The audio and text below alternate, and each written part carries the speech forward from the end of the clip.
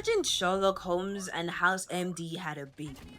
But that baby was a poison obsessed genius girl who works as a palace maid inside the Imperial Palace as she's surrounded by scheming consults, mysterious illnesses, and secrets that could definitely get her killed. Now, this show takes a profession most people would call boring as hell, myself included, mixing herbs, checking pulses, and dealing with cult politics, and somehow turns it into one of the most addictive mysteries I have watched in a while. The entire series runs on one unbreakable formula: Maomao. Maomao is a genius apothecary daughter and professional trouble magnet.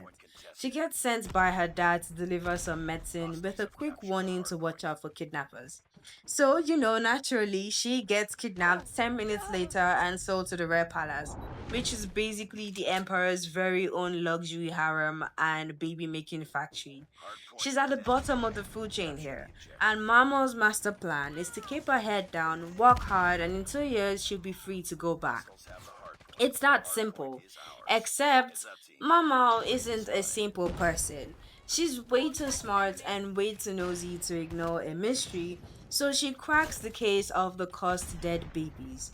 But to avoid getting any attention to herself, Mama leaves anonymous notes in the affected concubine's room, like a vigilante, warning them on how to save their kids.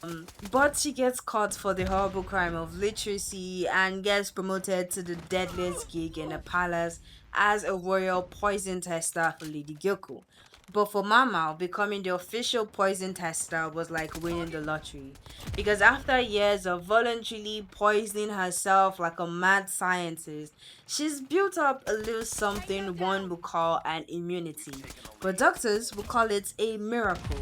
Now, she spends her days testing food that could kill normal people, unraveling mysteries that no one else can solve, and starts getting way too close to an unique named Jinchi who is not so shockingly is definitely not what he seems.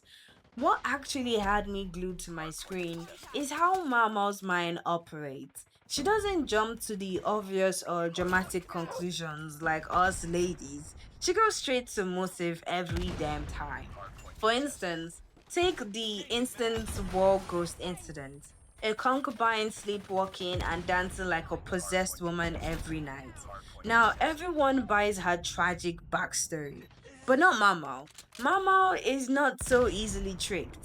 She knows how to read people like a book, and sure enough, the sleepwalking concubine had faked the entire thing just to protect her purity for her real childhood sweetheart.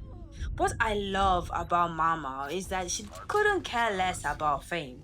She is Sherlock Holmes if it was a feral apothecary girl who happily poisons herself for entertainment and draws fake freckles on her face daily as a man repellent. This show really nails that balance between medical genius, crazy good pattern recognition, social deduction, and zero, and I mean zero interest in power and romance. Is the secret sauce I believe made the mystery feel so good, super clever, and they actually make sense with how people act in that toxic palace environment.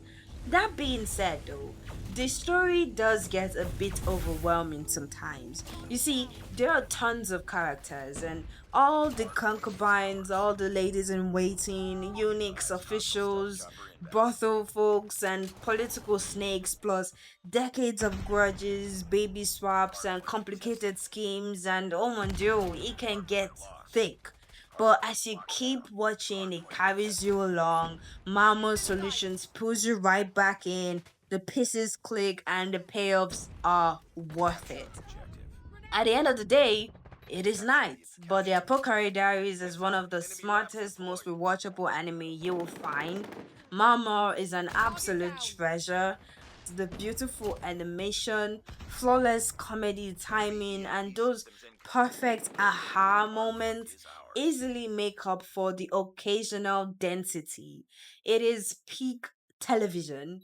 I know I was supposed to drop my video since and I didn't, right? A lot has been happening. I just wanted to do this right off the bat. All right, that's all I have for you. See you later.